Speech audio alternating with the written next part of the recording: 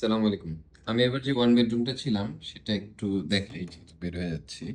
এটা এন্ট্রি ডোর।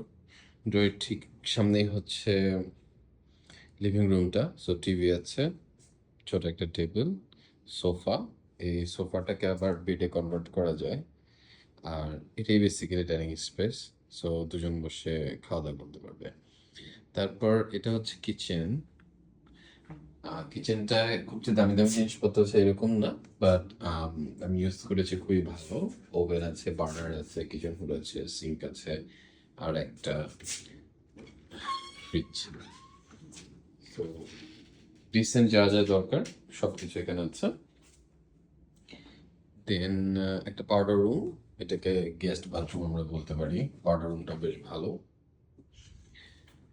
আর এটা হচ্ছে মাস্টার বেড। বেডরুম একটাই, ওয়ান বেড। এখানেও একটা চেয়ার আছে। আর এটা হচ্ছে মাস্টার বাথরুম। তো এদিকে একটা উইন্ডো আছে, আর এটা ক্যাবিনেট, আর হচ্ছে একটা বেলকনি আছে। তো এই জায়গাটা হচ্ছে জেবিসিতে।